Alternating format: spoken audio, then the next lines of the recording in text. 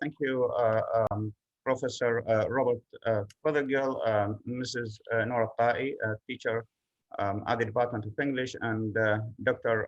Amr Al-Azraqi, Professor of English and Comparative Literature at the University of Waterloo. Thanks also to students of the Department of English and the Department of Translation for attending this session. First of all, I am glad to introduce Professor Robert Fothergill to the students of the College of Arts in Basra. Professor Fothergill is a playwright, critic, and theater historian. Okay, and after he earned his degree in English literature at the University of Cambridge in England and McMaster University and the University of Toronto in Canada, his PhD, he taught English and many drama at York University in Toronto until 1994, before transforming to the theater department, where he served as chair from 1994 to 1999. He retired from active teaching in 2014. Robert has also visited India 3 times recently as a guest director at Canadian plays with students in the universities of Baroda and Jaipur, and has played all Giza roles when he called upon in theater at York Productions, including A Winter's Tale and The Comedy of Errors, both plays for Shakespeare. His most recent play, produced in 2017, was entitled Let's Go, and it is a prequel to Beckett's Waiting for Godot. In fact, I knew Dr. Fothergill in 2010 when we were in a workshop in Amman, Jordan, and the workshop was about using drama in education, and there was a team which is headed by Dr. Amr. It was quite a wonderful time, and I learned a lot from Dr. Fothergill. So today I'm very glad that he agreed to be with us today to speak about Julius Caesar, a play that he loves.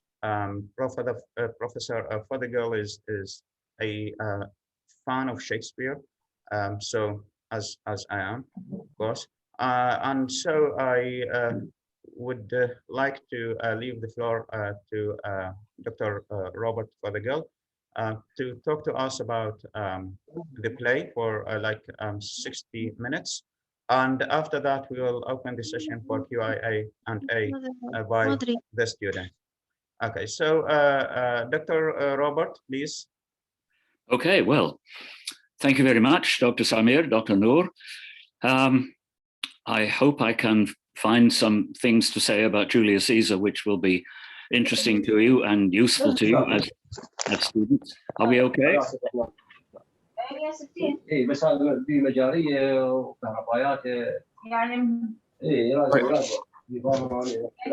Students, can you please mute your... may I ask everyone to mute your mics, please? Are we okay? Yes, go on, please. Okay. As Samir said, I was for a long time a teacher of English literature in the University English Literature Department. And then in 1994, I transferred to a theater department. And it made a big difference in how I read and studied and thought about Shakespeare. As long as I was teaching Shakespeare in an English department, I felt that my job really was to try and get the play right, to help students to understand what the play really meant and what Shakespeare really intended. But when I transferred to the theater department, where the students were studying acting and directing and design, and I changed my view of Shakespeare, or at least of studying Shakespeare, to think rather not what it really means, but how we can make it mean something. And I've come much more to the view, as I will talk about in a bit, that there is no correct reading of a Shakespeare play. There is no correct way to produce the play on the stage. There are just different ways, some of them more interesting than others. I want to mention, first of all, two productions of Shakespeare plays, not Julius Caesar, but two productions which will introduce what I want to say about Julius Caesar. One, I don't know if you know, I have no idea what you know about things. There was a performance of Shakespeare's play Richard II, just one performance only, in the year 1601, when Shakespeare was still alive, was still writing, was still an actor. The performance was arranged to take place the night before an attempted rebellion by the Earl of Essex against the Queen Victoria, sorry, Queen Elizabeth, mustn't mix up my queens, because Richard II, the play, dramatizes the overthrow of a weak and ineffectual king and his replacement by a much more effective king, Henry IV. And to put on a production of this play in England right before an attempted rebellion was a very dangerous thing to do, and Shakespeare nearly got himself into trouble. His actors were actually interrogated by the authorities. What were you doing putting on a play? Because it seemed to encourage the idea of a rebellion against a monarch, against a king or queen in that case. The other production I want to mention is one that took place in, of all places, Baghdad in the year 1963. And I was actually in that play. I don't know if you know, Samir, but I spent a year in Iraq many years ago. I didn't know about that. I did. I was keeping it a secret, so this will be a surprise. I was very young, much too young, really. I was only about 21, and I was hired to teach English language in the College of Arts in the University of Baghdad in Al-Waziriyah. And in January 1963, the English faculty in that college decided to put on Shakespeare's play Macbeth. Now, I don't know how many of you are familiar with Macbeth, but I'll give you a very brief idea. I think they studied the play last year, if I'm not Okay, well, that's terrific. Well, you know that in Macbeth, we see a heroic soldier tempted to kill the king, Duncan, to set himself up as king, to become more and more of a despot, of a tyrant, a vicious and cruel man. And eventually he is overthrown by the king's son, Malcolm, and killed. Now, I don't know how many of you will remember who was president of Iraq in January 1963. And I can tell you, if I were to ask Canadian students who was the Canadian Prime Minister in January 1963, which is what, 60 years ago? None of them would remember. The president of Iraq in January 63 was Abdel Karim Qasim. Yes. Now, in 1958, Qasim had overthrown and killed the previous king, King Faisal, the last king of Iraq. And to put on a production of Macbeth in Baghdad in January 1963, showing a tyrant killing a king would have been very dangerous, I think. However, by April of 1963, Qasim had been overthrown by a coup led by the Ba'ath Party. And by April 1963, when the play was finally shown to an audience, it seemed instead like a celebration of the overthrow of Abdel Karim Qasim. So you can see what I mean. A play's meaning can change quite drastically depending when you put it on and where and who is watching. I'm going to talk a bit about what I call Shakespeare's power plays. That is to say, the plays that he wrote about historical figures, either English history or 4 plays actually about Roman history. And he's always interested in the struggle for power between historical figures, kings and queens and tyrants and assassins and so on.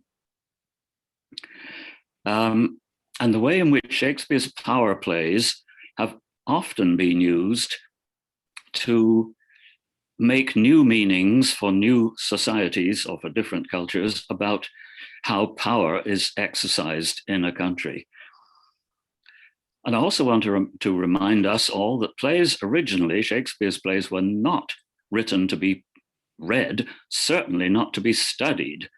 I don't think Shakespeare would be happy to think that we all have to study Shakespeare's plays, which often leads to students disliking them.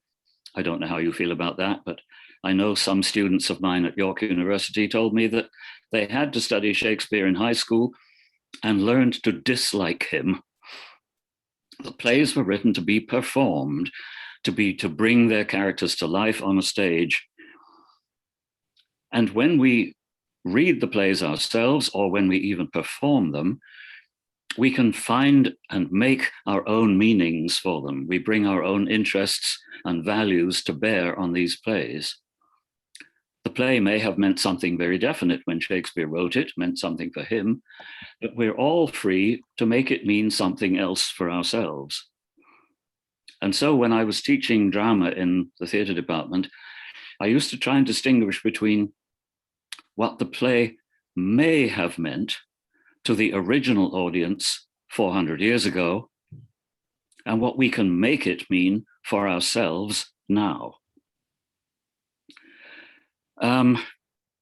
Now, of course, long before Shakespeare wrote his play, people knew all about Julius Caesar and had been writing about him and had been looking at his assassination in 44 BC in different ways. I don't know if you know the name Dante, an Italian poet who wrote a very famous, very long poem called the Divina Commedia, in which he is taken on a kind of guided tour of hell and purgatory and heaven. It doesn't matter whether you know it or not. He finished the poem in the year 1320, so nearly 300 years before Shakespeare wrote Julius Caesar. And in his poem, Dante visits Brutus and Cassius in the lowest, darkest, and most awful part of hell. And why was this so? Why did Dante, when writing about Brutus and Cassius, put them in hell? And the reason apparently is that for Dante, the setting up of the Roman Empire was a necessary condition for the emergence of Christianity. So Julius Caesar was about to set up the Roman Empire, about to become emperor himself. And those two men who conspired to assassinate him were preventing God's plan, so Dante said, to create the Roman Empire. So for Dante, Brutus and Cassius were among the worst of all criminals, along in his poem with Judas Iscariot, who betrayed Jesus. So think what a different play Julius Caesar would have been if Shakespeare had shared Dante's point of view, how our sympathies would have been led in very different ways if Shakespeare had that notion that Brutus and Cassius were the worst of criminals. So Shakespeare takes a story that most people knew already. You know, of course, that Shakespeare almost never made up the stories of his own plays. Only 2 out of the 36 or 37 plays that he wrote have original stories. Mostly he took stories from history or from other literature or from earlier plays. He rewrote earlier plays. So the audience knows what's going to happen, more or less, in a general way. The interest for the audience is, how is it going to be shown this time? How has Shakespeare chosen to dramatize these characters and these events? And usually in a Shakespeare play, it's not simple. In some plays it is. I don't know if you know the play Richard III, another English king, but Richard III is presented as a villainous, dastardly monster. He murders a lot of people in the course of the play and is killed at the end. And there is no pretense that he has human qualities that we should sympathize with. But in most of Shakespeare's plays, even the more or less villainous characters are shown in their complex humanity. We're invited to sympathize with them. Even Macbeth, even towards the end of Macbeth, when he is waiting to be attacked by the forces of Macduff, we see Macbeth making that famous speech, tomorrow and tomorrow and tomorrow creeps in this petty pace from day to day till the last syllable of recorded time. And we see Macbeth knowing that he's lost everything, that his killing of the King Duncan has eventually brought him no success or fame or pleasure, and that he's soon going to be killed. And the play invites us for that moment to feel sympathy, even for Macbeth. And this kind of human complexity is very central to what Shakespeare does. Shakespeare shows Julius Caesar, as I'm sure you will agree, as an unattractive character. Shakespeare doesn't really invite us to feel much sympathy for Julius Caesar himself. He could show Julius Caesar in a different way from the way that he is chosen to do. And it's always interesting when you're reading a Shakespeare play, or any play for that matter, to ask yourself, how might this play have been done differently? Because Shakespeare, when he wrote the play, was making choices. There's no right way to write a play about Julius Caesar. You have to choose how to show it, how to present it.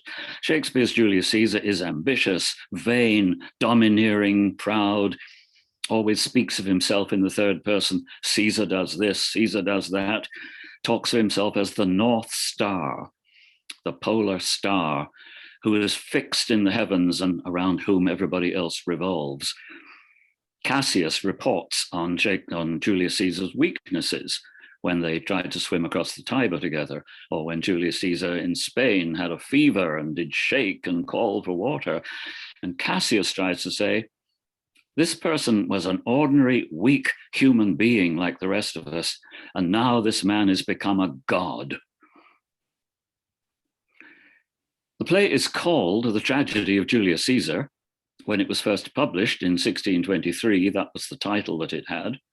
Don't know really whether Shakespeare actually called it that, but it was printed as The Tragedy of Julius Caesar. But I don't think any of us reading the play feel that Caesar is a tragic character.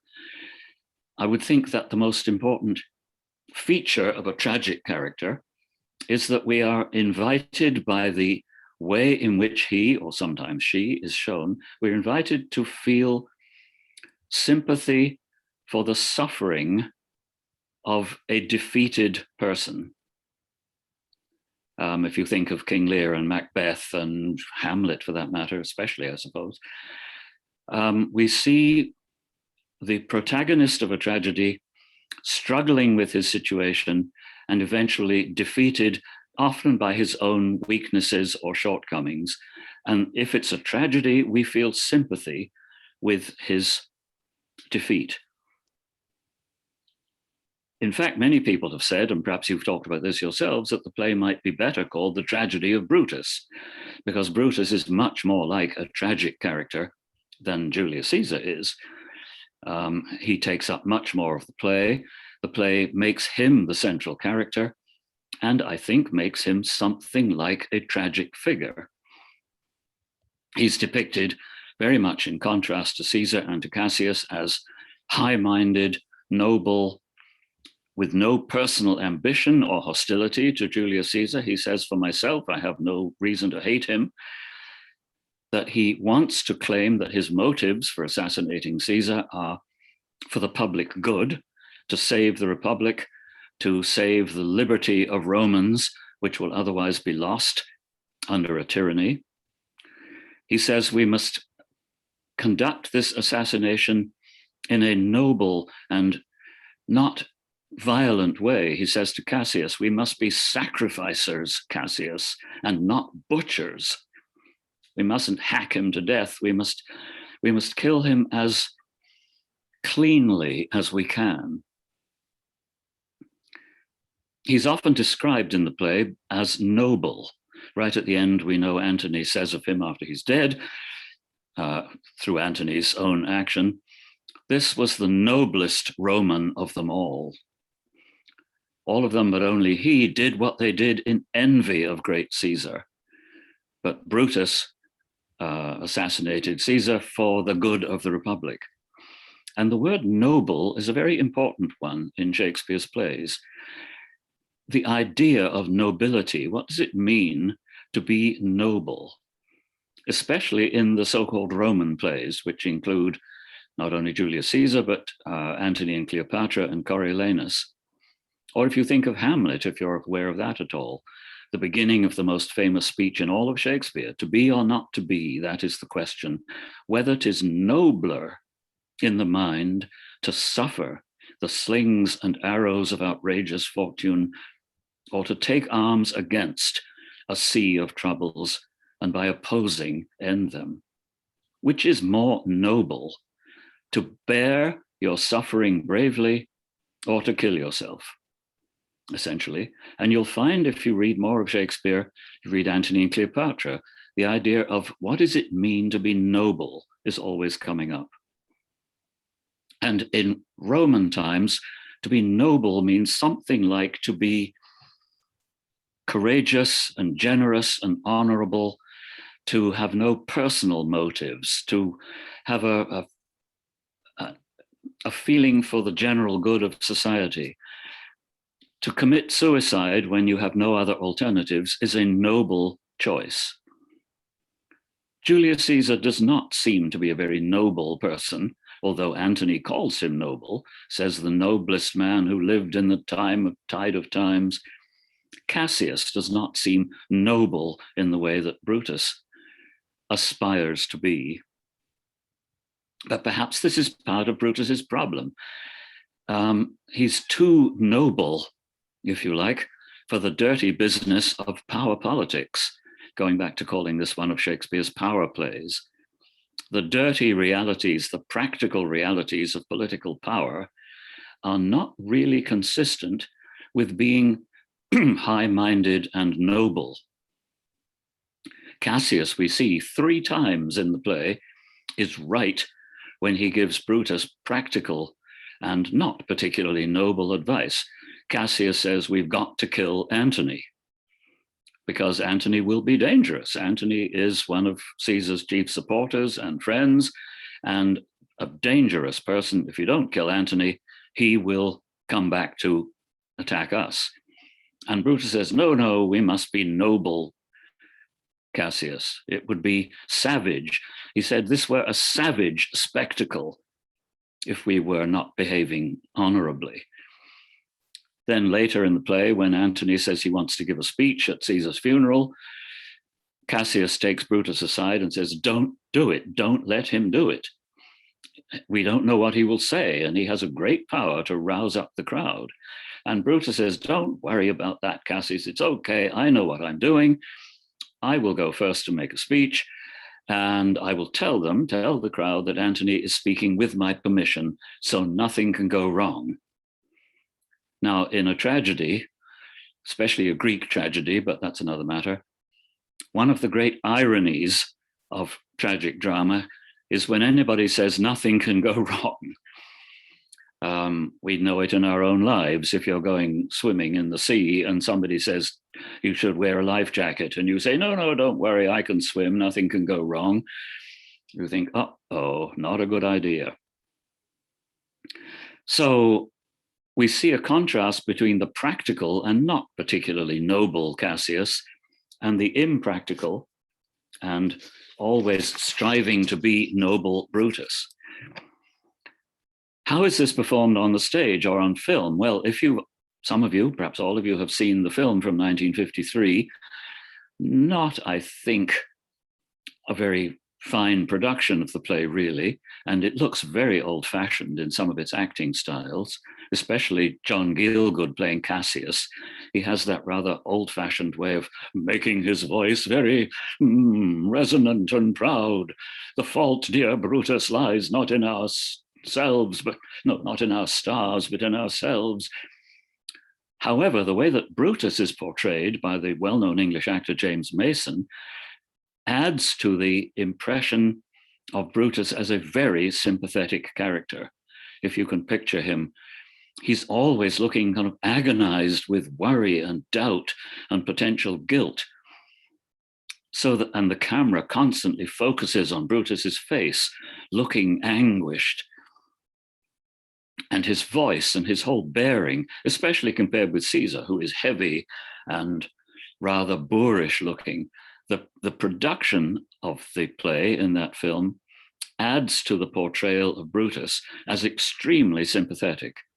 And all you have to do is ask yourself what Brutus would look like played by a different actor.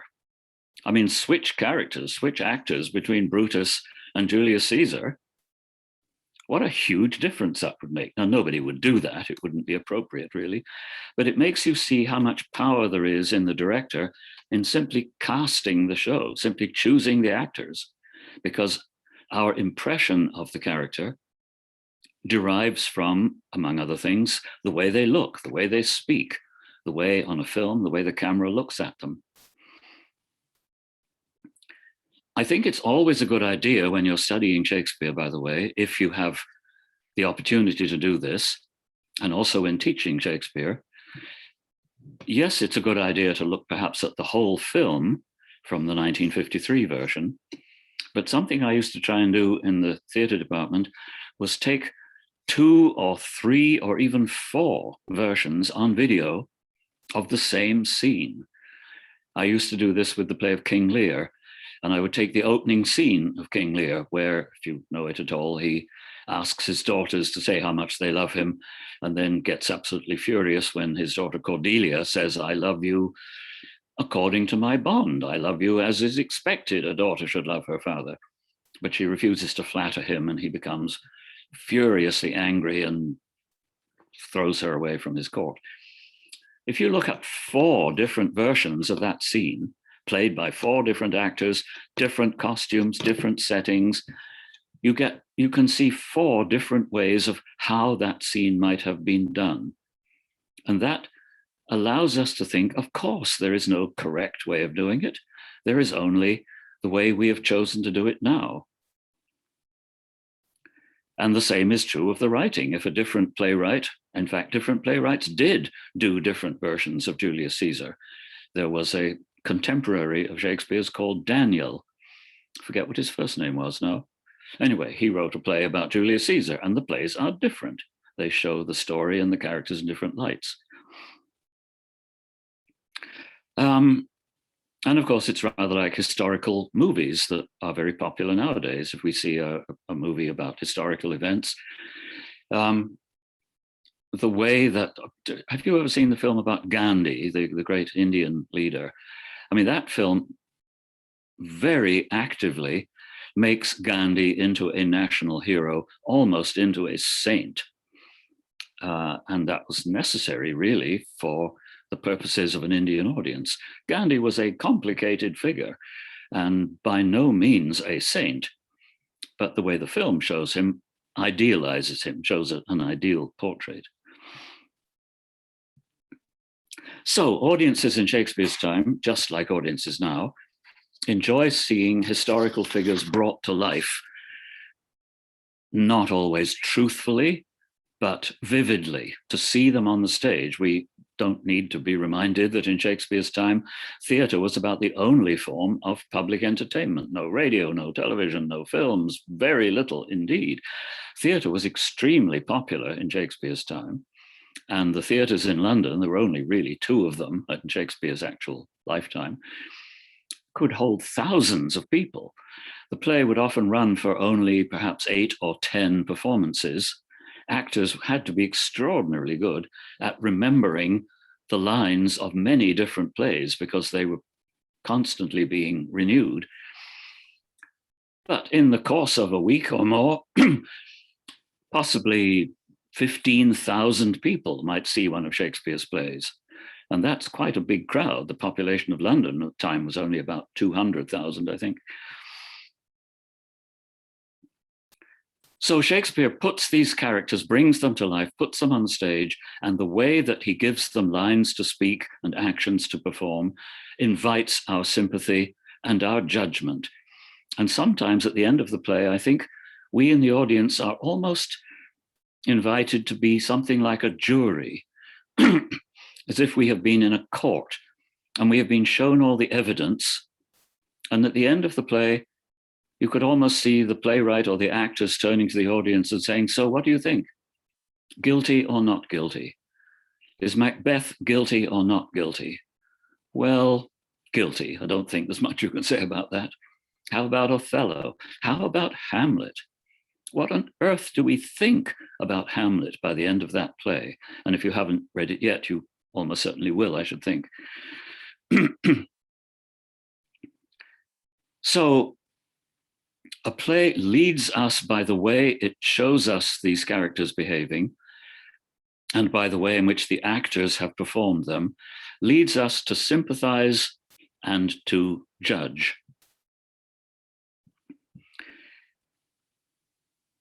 A colleague of mine in the York Theatre Department used to say, it is more important to be compelling than to be right, which is an interesting kind of motto for an actor or a director.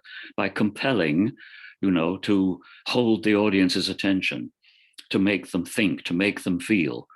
If you're producing a play, like I said at the beginning, when I taught Shakespeare in an English department, I thought my job was to get it right.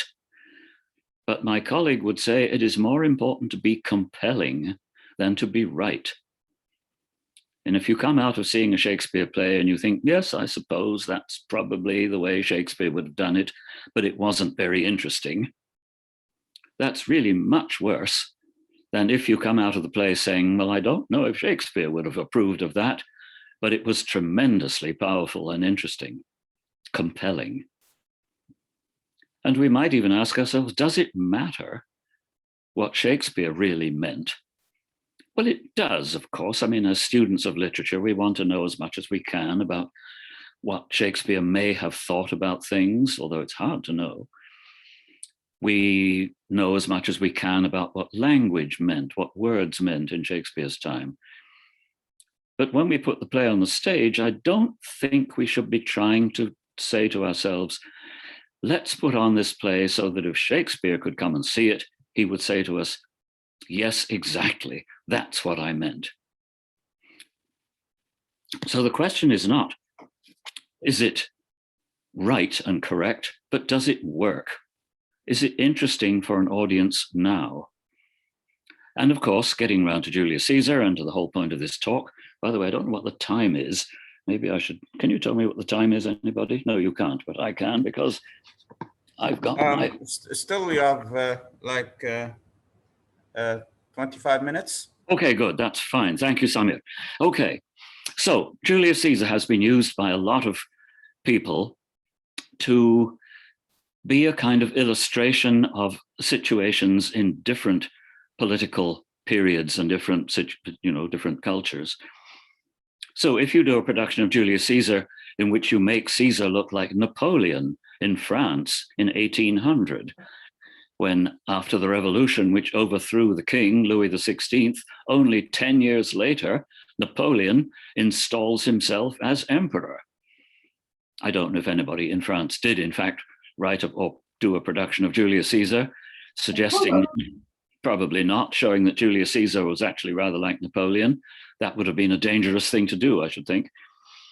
Or if you do a production in Italy in 1922, in which you make Julius Caesar look like Mussolini. Do we know who Mussolini is? The leader of the fascists in Italy, who sort of was who preceded Hitler in coming to power in Germany. It's a very popular interpretation of Julius Caesar, to dress the play up in the military uniforms and costumes of Italy in 1922 and have Caesar played like Mussolini, wearing a certain helmet and, seizing power.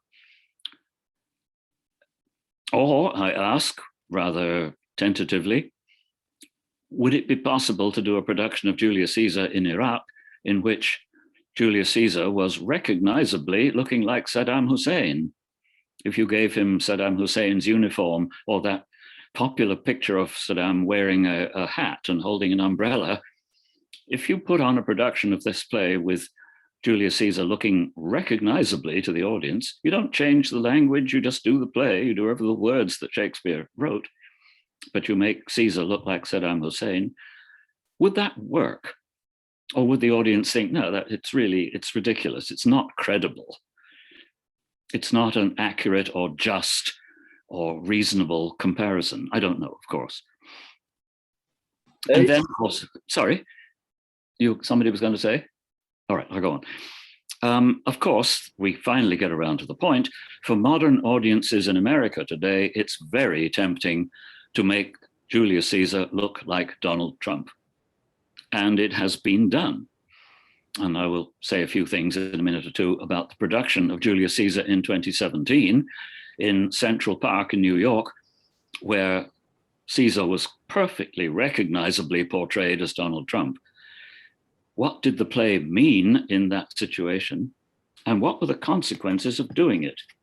And the consequences were quite serious, actually. Turn my paper over here. That's right, excuse me.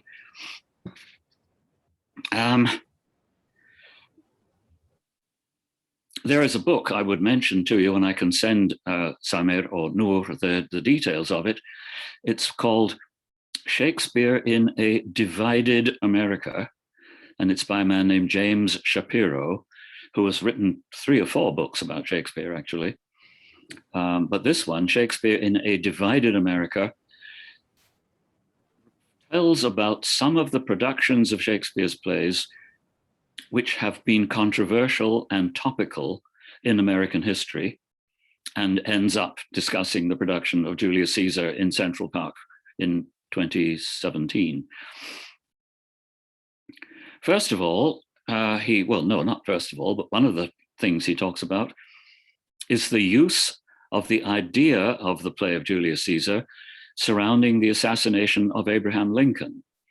Again, I don't know how familiar you would be with American history, but Lincoln, you may know, became president in 1861, and in 1865, right at the end of the Civil War, was assassinated in a theater. He was actually there in the audience of a theater. And the man who assassinated him was an actor named John Wilkes Booth. And that man, that actor, had played in productions of Julius Caesar and regarded himself as Brutus. Now, if you know anything about Abraham Lincoln, the great hero of American politics, the man who freed the slaves, it would seem very strange to regard Lincoln as something like Julius Caesar. It would seem outrageous to most Americans nowadays. But in 1864-65, after the very brutal Civil War in which hundreds of thousands of Americans had been killed, the supporters of the Southern cause, the Southern armies, all those states in the south of the United States which attempted to break away from the Union and set themselves up as the Confederacy, they regarded Abraham Lincoln as a tyrant, a despot, as someone who wanted to make himself a king of America. And of course, the United States was founded only 70 years earlier by getting rid of their subservience to the English king. So for the members of the Southern United States of the Confederacy, Lincoln looked like a king, or someone who wanted to be king, and therefore it would be right and just to assassinate him. Now, they never in fact put on a play showing Lincoln to look like Julius Caesar.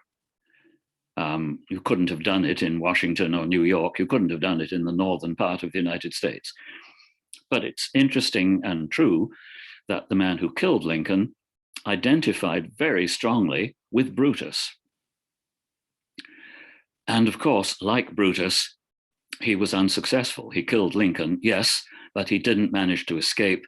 He was tracked down and killed only 10 days later.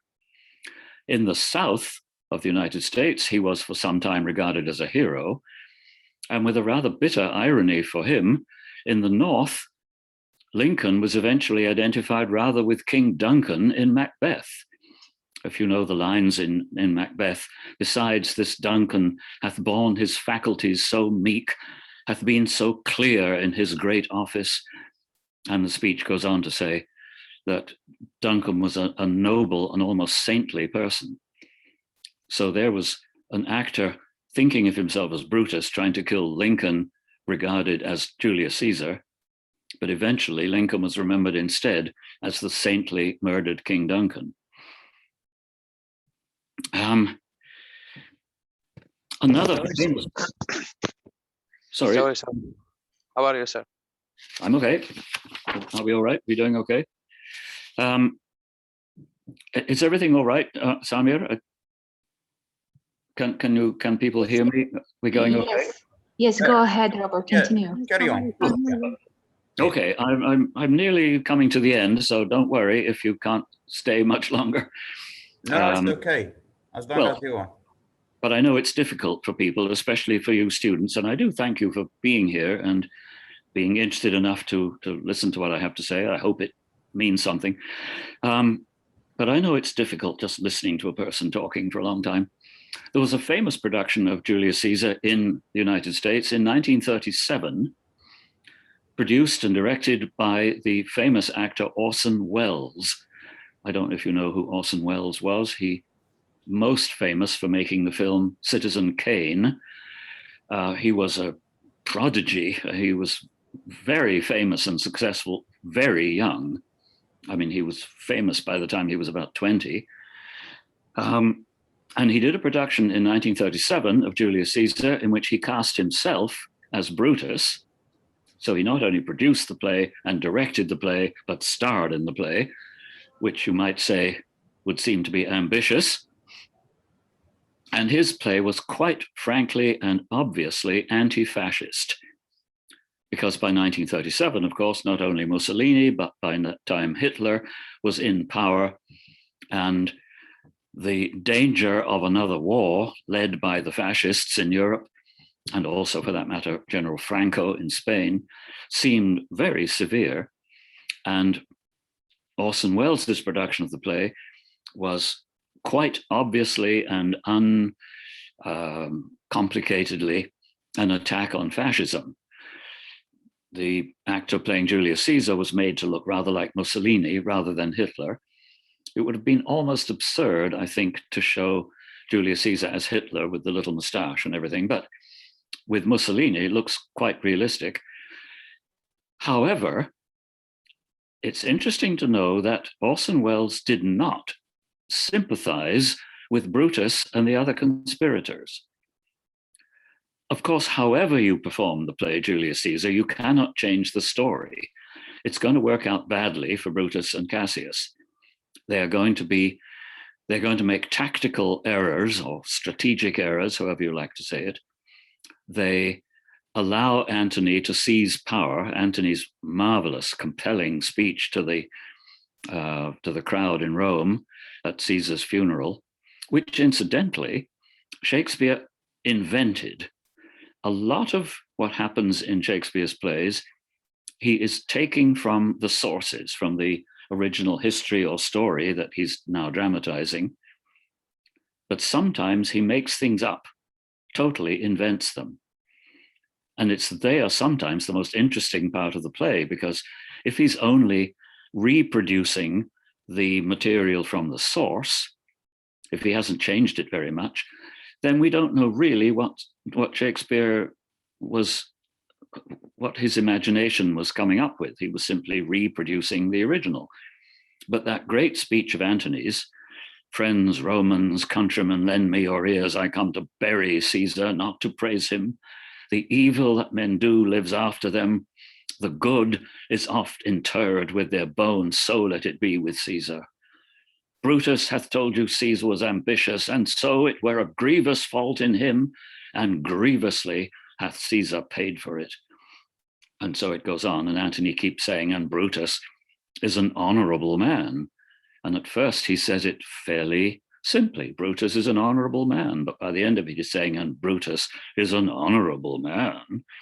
And by the end of it, he's roused the crowd up to an absolute fury. From Orson Welles' point of view, Brutus, particularly as the leader of the assassins, the leader of the conspirators, is not a heroic figure to be admired and emulated. He represents the failure of naive liberal idealists to really understand what fascism means and how it must be opposed. And I think Orson Welles would probably have said pretty simply, if you're going to try to overthrow a Caesar, if you're going to try and assassinate a Mussolini or a Hitler, you've got to do it properly. You have got to be ruthless. If you're attacking a ruthless enemy, you must be ruthless too. So from what I've understood, what I've learned about it, Orson Welles' production of Julius Caesar did not make Brutus out to be some kind of tragic, noble failure, but rather a weak and ineffectual, a man out of his depth, a man who doesn't really know how to handle the power which he is trying to take on. So in a way, he deserved to fail. And if Brutus deserved to fail, then the only people who would deserve to succeed would be those who would know how to take the power that they have tried to take away from Caesar.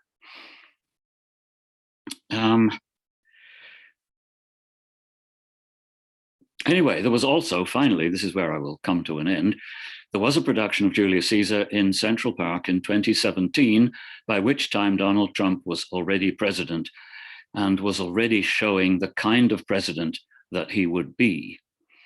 I don't know how much you are aware of what Donald Trump's presidency has been like for Americans. I am Canadian now, grew up in England, but have lived in Canada for a very long time.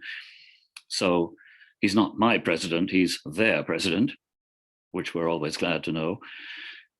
But our television screens have been filled with Donald Trump for 4 years and still are, because he hasn't gone away. Yes, he lost the election, although he doesn't agree that he did. And I don't know if you saw the events of January the 6th of this year, just 2 months ago this day, I think, isn't it?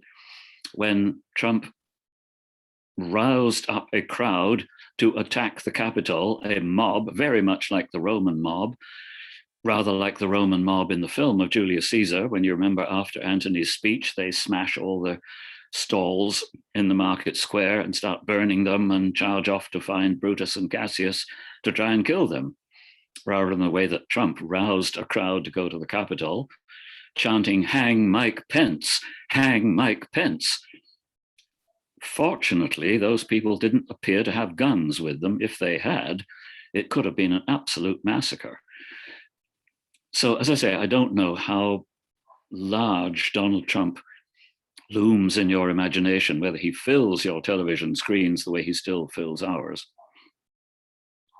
But it's irresistible for theater people to see Caesar as Donald Trump and to put on a play in which the audience is invited to watch the assassination of Trump. In other words, to fulfill a kind of fantasy which many, many people have had of how to get rid of Trump, how to assassinate him. I don't say that there have been plots to assassinate him. I don't know that there have. I really do not think there have been. America is not yet that kind of country. But I do know that many people, just in conversation, sitting over dinner, would say to each other, if you were going to assassinate Donald Trump, how would you do it? Especially, how would you do it and try and get away with it? I've even thought of this myself. I thought maybe you could set up a television camera with a high-powered rifle inside the camera somehow. So anyway, what I'm saying is that the play gave audiences the opportunity to see the fulfillment of the fantasy of someone looking very much like Donald Trump being stabbed to death by people in modern dress. It wasn't all dressed up in Roman costumes. Oh no, it was, Trump was wearing a suit with a big red tie. He had sort of blonde yellow hair, just like Trump does. So there was no concealing what was happening. But then what happened? And this is the most interesting thing. Again, I get this from that book I mentioned to you, Shakespeare in a Divided America. This is not coming from my knowledge. I got it from a book. Instead of cheering or being excited and thrilled by the prospect of Trump being assassinated, especially in a very bloody and violent way, the audience was completely silent. The audience was absolutely shocked to see what, in a sense, they had wished for coming to pass, coming true. And then what happened? One by one, some people in the audience, eventually quite a number of people in the audience, stood up and started protesting against the spectacle of assassinating Donald Trump. And then what happened? It became apparent that those people were not, in fact, Trump supporters. They were actors.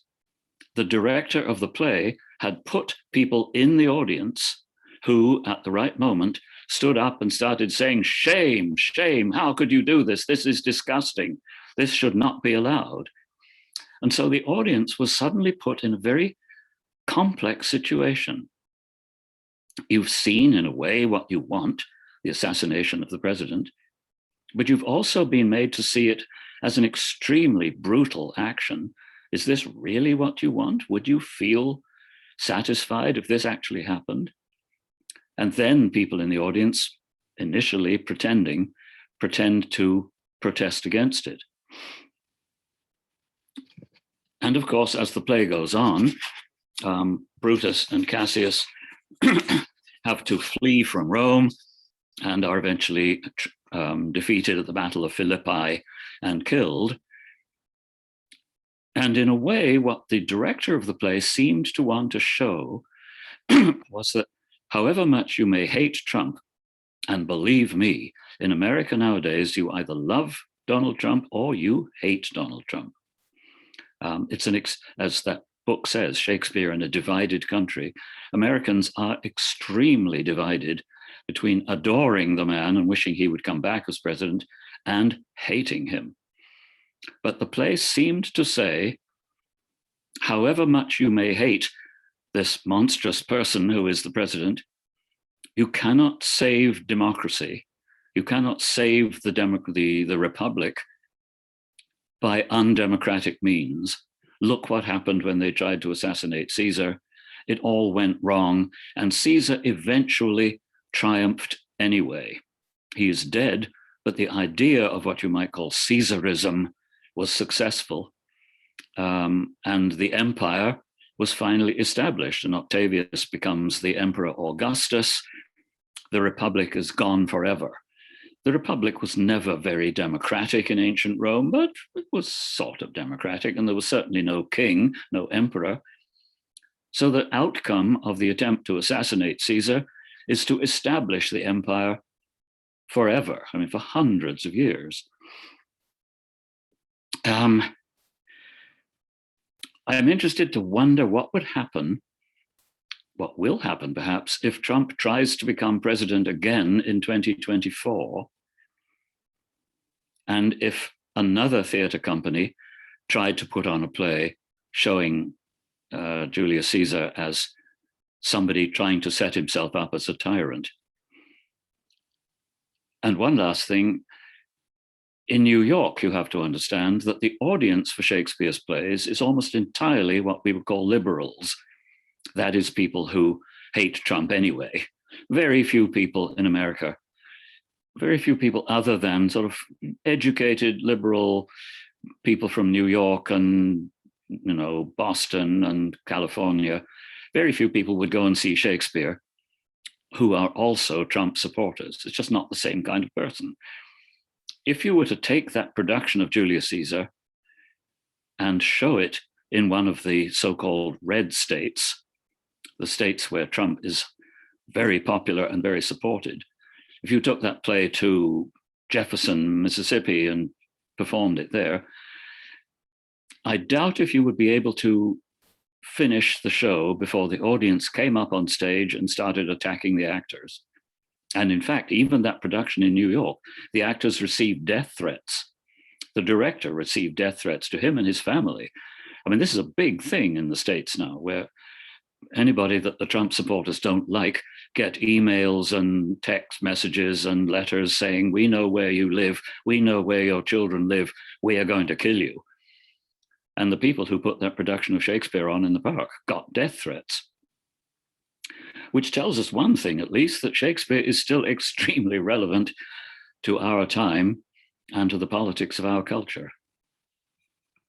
I would love to know from you, if it's possible, how Julius Caesar would be received in Iraq, whether, as I suggested, if you dressed Caesar up as Saddam Hussein, would that just be nonsense? It's, you know, I mean, you may all be thinking to yourself, that's really a silly idea. Or you may be thinking to yourself, yes, it was done in Baghdad well, you couldn't have done it while Saddam was still alive, could you, I think? No, you really could not. You'd be crazy. Would there make any point in doing it since? I just don't know. And also the idea of how suppose you in this class studying Shakespeare with Dr. Noor were to think about putting on a production of Julius Caesar. I know you can't probably under the pandemic. And anyway, it's a very difficult job putting a Shakespeare play on. So many characters and so much work involved in putting it on a stage. But if you were thinking as a class, what would we do to make Julius Caesar a compelling, perhaps not right, maybe not one that Shakespeare would come along and think, oh, thank you, you've understood what I meant, you've done it the way I wanted it. But if you wanted to do a compelling production of Julius Caesar, what might you try and do? I'm going to stop there. And if there is a way in which we could have a conversation in which I could take questions, I would very much look forward to doing so. Perhaps we should have a few minutes, just, 4 or 5 minutes break to walk around. I shall have a quick drink of water, and then we'll talk about what we might do next. Over to you, Samir. Okay, thank you, Rob, for this very interesting talk about Julius Caesar. There are too much information that I myself was not familiar with. Thank you for mentioning I've lost you, I can't hear you. Yeah, the Shakespeare in a Divided America. I really got a look at the book, and it is really very interesting. I think kind of published in 2020 or 2021. As I guess. So for the students, of course, for those who have questions, there are already some students who raised the idea of raising some questions. So please use the raise your hand through the Zoom tool. And Mrs. Noor is going to convene that. She is going to unmute your mics one by one. So we're just giving 1 or 2 minutes just for everyone to have a break and to have the opportunity to raise their hands.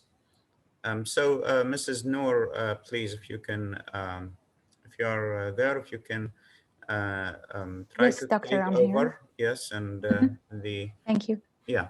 Thank you. And Q&A I session. would like to thank Robert for the valuable information he provided us today about the production of Julius Caesar, because we couldn't actually cover all of the material or all the necessary details about the production of Julius Caesar itself as a play due to the pandemic and virtual, or let's say online learning. So I have a couple of students who want to ask you a couple of the questions. So are you okay now, Robert, to Yes, hear absolutely. their questions? Okay, so let's start with the first one who raised his hand, Zain, I believe. Zain, do you have a question? Yes. Yes. Okay, I can. Hello, Professor. Hello, I can see you. Okay. So I would like to thank you for these valuable information that you provide us. And I would like to thank Dr. Samir and Dr. Noor for giving us this opportunity to meet a knowledgeable person like you. So thanks a lot. Thank you. So I have a question that's some kind of obvious for all the people. So was Julius Caesar a tyrant? And if he was a tyrant, why his ghost is following Brutus? Because as we know that the ghosts are only following the guilty guy. So is Brutus guilty in killing Caesar? Thank you. Ah, well, interesting question. Of course, Caesar never actually had the chance to become a tyrant. It's always Brutus's idea that if Julius Caesar does become king, and we've seen, or we don't see, but we are told of how Antony 3 times offered Julius Caesar a crown, and Julius Caesar pretended to put it aside and say, no, no, I don't want to be your king. But we guess, I suppose, that if Caesar had become king of Rome, he would have behaved in a tyrannical way. He should never actually have brought his army into Italy at all. Do you know the phrase to cross the Rubicon, which nowadays means to go to a point of no return, to start something which you can't really pull back from? In early Roman times, the leaders of the Roman army were not allowed to lead their army back into the actual land of Italy, not allowed to cross the river Rubicon in the north of Italy, which was the borderline between Italy and the other lands. So when Caesar has brought his army to Rome, as Mussolini brought an army to Rome in 1922, it certainly looks as if he's about to become a tyrant and to overthrow the Democratic Republic. Does his ghost appear to Brutus because Brutus is guilty? Well, we might want to say that the ghosts appear to people who feel guilty, and that Brutus knows that he has committed a sort of crime. I mean, to assassinate somebody is a pretty monstrous thing to do. And Brutus was always uneasy about the rightness of doing that.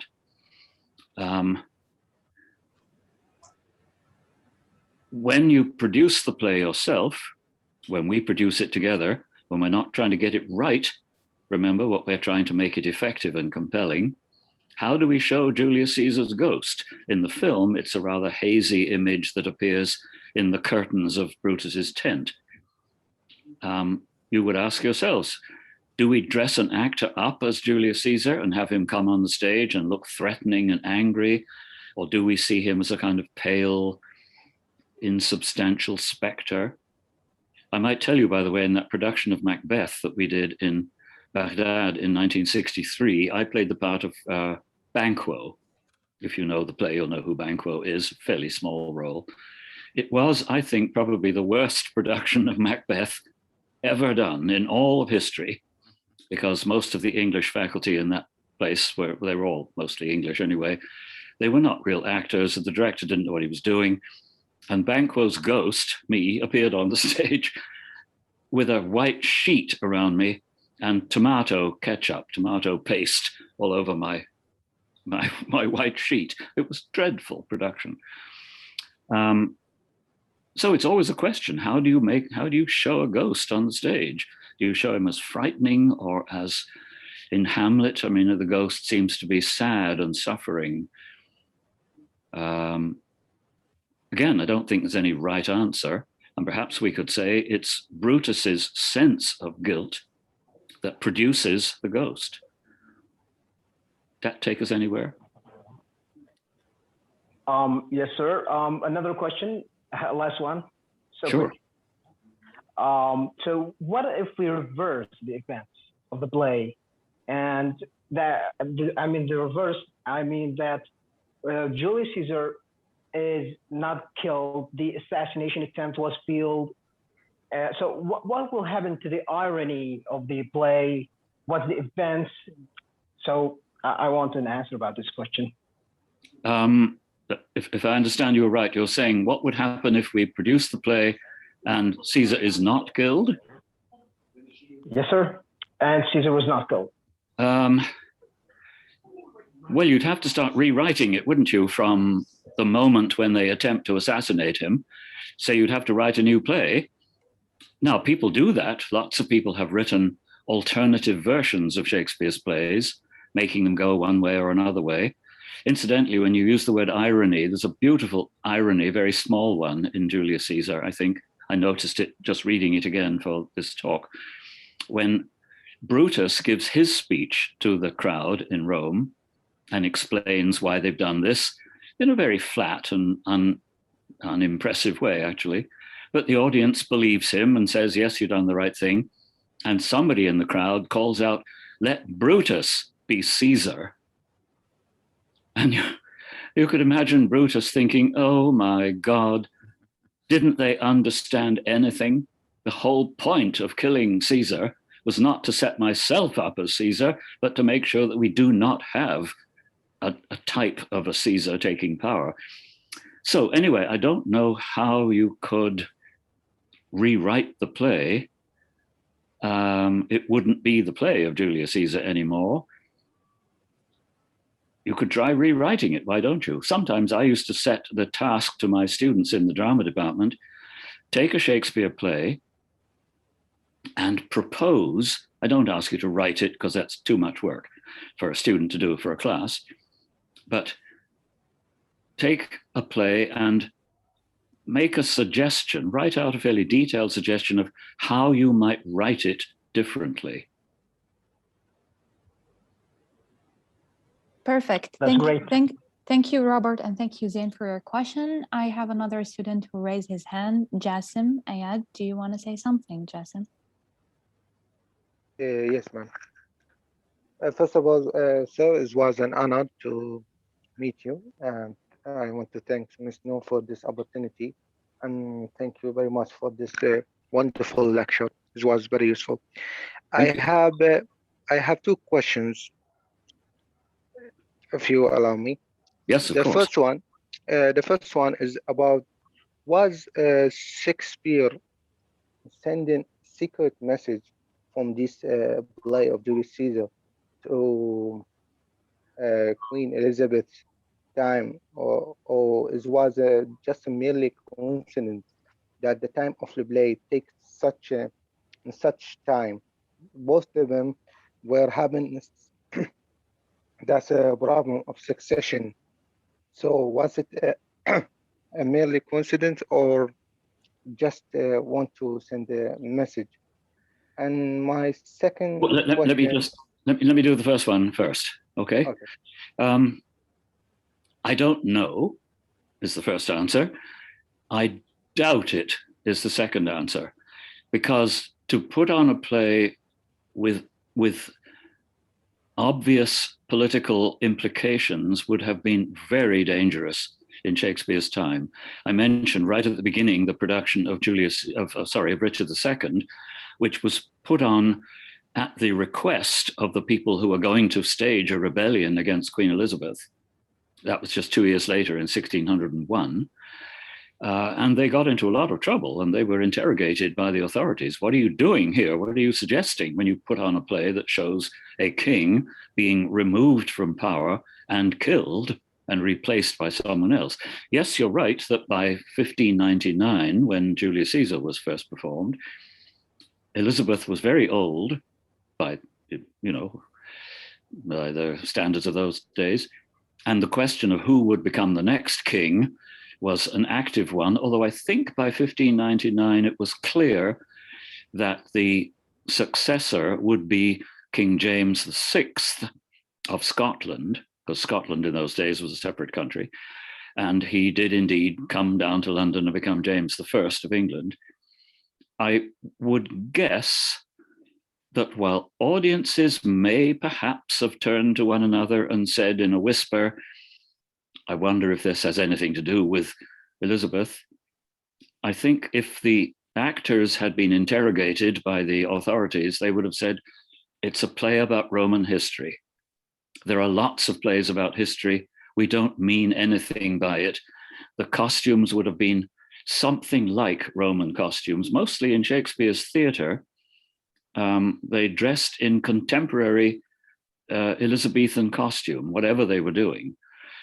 But they did seem to address their Roman plays in what they thought Roman politicians would have looked like. By the way, one other point I meant to say and forgot. Shakespeare is always interested in the way that political life is theater, and politicians are all actors. you know, the famous Shakespeare speech, all the world's a stage and all the men and women merely players. Shakespeare would certainly also say, politics is a stage and all the politicians merely players. And some of them are better than others. Antony is a very good actor. His speech in Caesar's funeral is a wonderful piece of acting. When he shows Caesar's cloak and says, look where the daggers went in, look what a rent the envious Casca made. And then when he says, oh, if I were only to show you the will, but of course I won't, I have it in my gown here, and the audience say, no, no, show us the will, show us the will. He says, no, no, I can't show you the will. Don't ask me to show you the will. And finally he says, oh, well, all right, if you want me to show you the will. I mean, it's such a performance. And one of the problems with Brutus is that he's not a good actor, or perhaps you might say, he doesn't want to be an actor. He believes that you must be honest and, as we say now, transparent and tell the truth and be sincere. But being sincere in politics is often not a very good idea. It's much more effective if you're a good actor. But that gives us a rather complex idea about politics, doesn't it? That the best politicians are the best actors and the most honest people are not necessarily effective politicians. That's much too much of an answer. What's your second question, Jazim? Yes, sir. My second question, most of my information about Julius Caesar is coming from me observing the Roman history in general.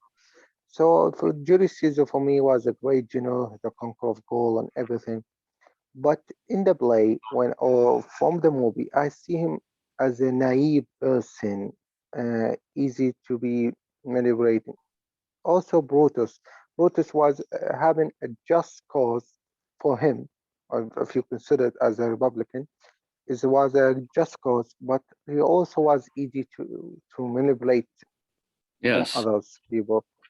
Was it on purpose that Shakespeare showed them like this?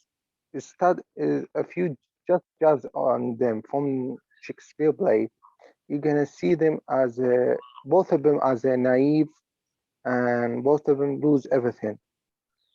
So what's on purpose? I think probably, interesting question. I think it would be for different reasons that Shakespeare shows Caesar as easily manipulated and Brutus as easily manipulated. Let's start with Brutus. I think Brutus wants to believe in people's sincerity, is easily persuaded by people because he trusts them too easily. He says very near the end of the play, when he's dying or about to die, he says he never knew anyone in his life who was untrue to him, that it's his great sort of dying pleasure to be able to say that his friends were always faithful to him.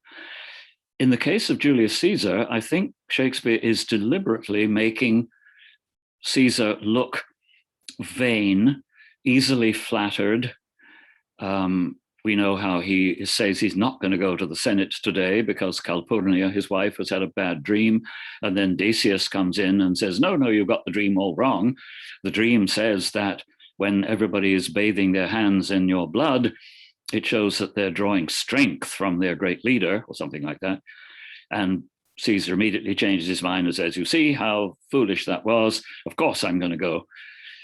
And it's part of the way in which, painting a portrait of Caesar, Shakespeare wants to make him look rather hollow, rather, well, as you've said, easily manipulated. Caesar was, in fact, a very brutal man. He was very greedy. He made enormous amount of money. He was the most brutal general when he was leading the Roman armies in the place called Gaul, which is, of course, now France. He used to massacre thousands of people. He was not, generally speaking, an attractive person, although he was a very powerful leader. Shakespeare seems to go to some trouble to make Caesar look rather contemptible. He could, of course, have made him look a much more noble and heroic person than he does. So for the purposes of his play, Caesar looks rather contemptible, and Brutus looks ineffectual, easily persuaded. Let's go to someone else because I'm taking up too much time. I'm sorry, I can never not talk all No the time. problem. No problem, Robert. Let's go with Muli. Do you have a question, Muli? Where are you? I can't see you yet. Yes. Hi, Professor. Hello. How are you? I can't see you, but go ahead. I have simple question. Yes. And it's about trust. Why did Brutus do not trust Caesar and give him the opportunity to clarify his position? I'm sorry, can you ask that again? I didn't quite understand. Why Brutus do not trust Caesar and give him the opportunity to clarify his position?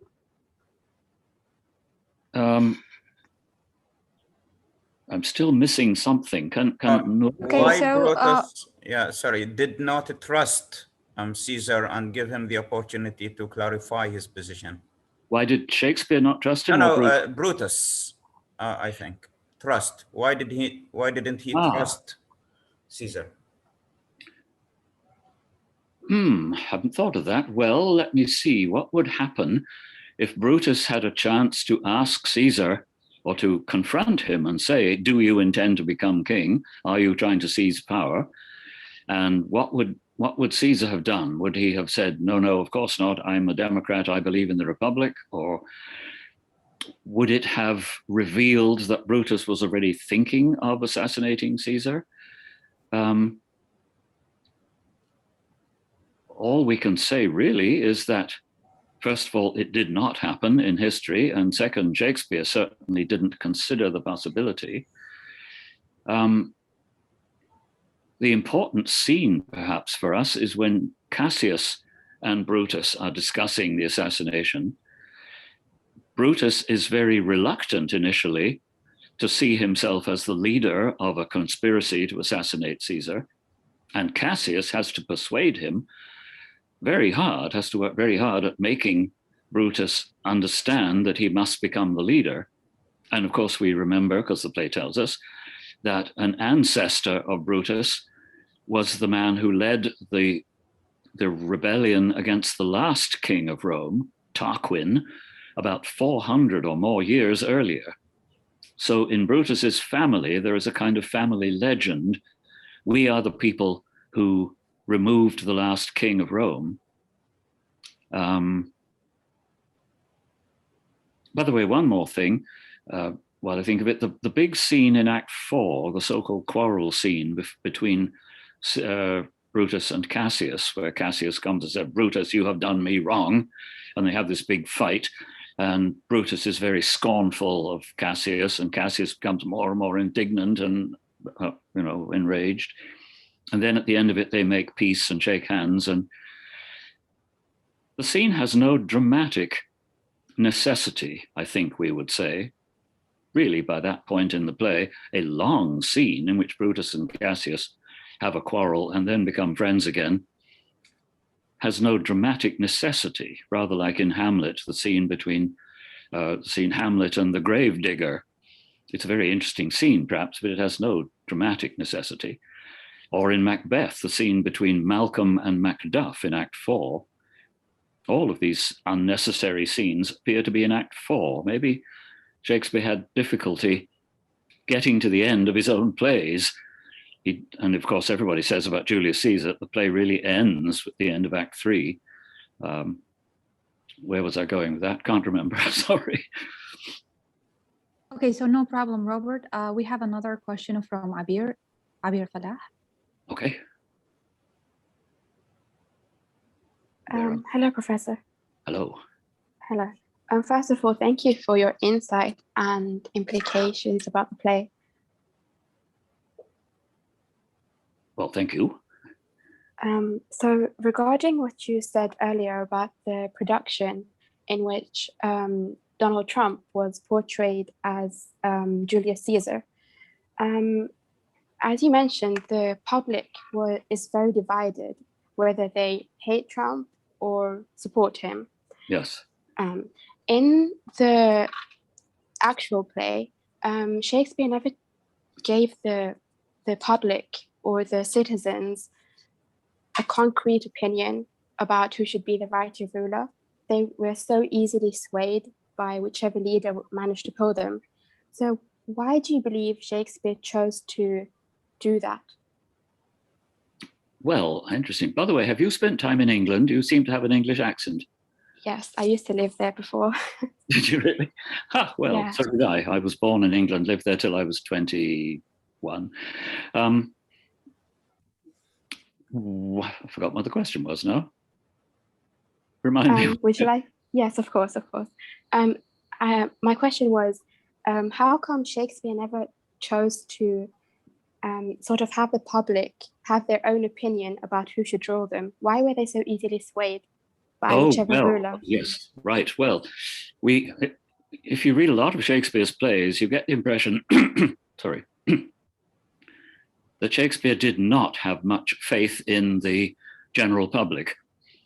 Almost always the people, the mob, the crowd are shown as fickle, easily swayed from one place to another. I mean, how does the play of Julius Caesar begin? It begins with the two tribunes of the people angrily berating the citizens of Rome for forgetting about their loyalty to Pompey.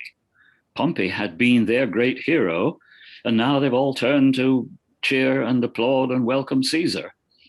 So the crowd in a Shakespeare play, true also in Coriolanus, for instance, is usually shown as having very little consistent political position and as being an easy tool of people who would manipulate the crowd for their own purposes.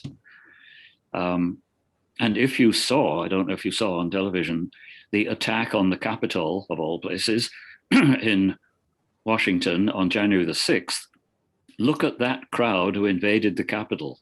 Again, you can't tell me, but the weird, strange, violent, brutal looking people with their flags and their banners and their clubs and their sticks, looking very much like the crowd in a Shakespeare play, looking like the mob.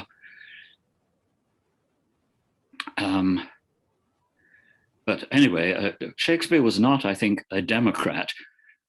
But then nobody was a Democrat in Shakespeare's time. It was a monarchy. Nobody in Shakespeare's time had the idea that the government should be elected by the people and that the people's will could be trusted. It wasn't until the next century, under Oliver Cromwell, that you had the beginning of some sort of a democratic government. And of course, it would have been very interesting to do a production of Julius Caesar showing Oliver Cromwell as Caesar, a man who did take power and kill the king. King Charles I was executed publicly in England in 1649. Whew. Give me a moment, have a little drink of water here. Next question. So, yeah, Robert. Next question, Abdurrahman. Yes, how are you, Professor? Hi. Well, thank you, and I've enjoyed the opportunity. It's a pleasure to talk to you, actually. It's a great chance to hear your voice, and we thanks actually Dr. Noor for give us this chance. So I have a question, please. So you know that there is two characters, Cinna the poet and Cinna the conspirator. So yes. after the chaos that happened in Rome, after Antony's speech, the crowd suspect was Cinna the poet. Yes. And they killed him actually. After that, despite he told them, "I'm Cinna the poet. I'm Cinna the poet." Yes. And after that, they killed. Eventually, they killed him. So, what Shakespeare here? What did he want to tell us about this specific situation? Well, I think it's another example of Shakespeare showing the mob, the mass of the people, as irrational and ignorant and violent. I'm reminded again, going back to Donald Trump, of that mob who invaded the Capitol, shouting, "Hang Mike Pence, hang Mike Pence," and also shouting, "Find, what's her name, Pelosi, and kill her." That mob seemed prepared to kill anyone they could find who they thought opposed Trump. And in the case of Mike Pence, he's the vice president, he had been until a little time before Trump's greatest supporter, but he had refused to try and reverse the election result. And so the crowd turned on him and yelled, "Hang Mike Pence." And you could imagine perhaps on that day, if they'd found somebody else called John Pence and said, "Hang him," and he would say, "I'm not Mike Pence, I'm John Pence. I'm John Pence, the poet, don't hang me." And they would have said, "Oh, never mind, hang him anyway, because he's a bad writer." And so it just reinforces the depiction of the mob as not at all admirable. Let us say that at the least.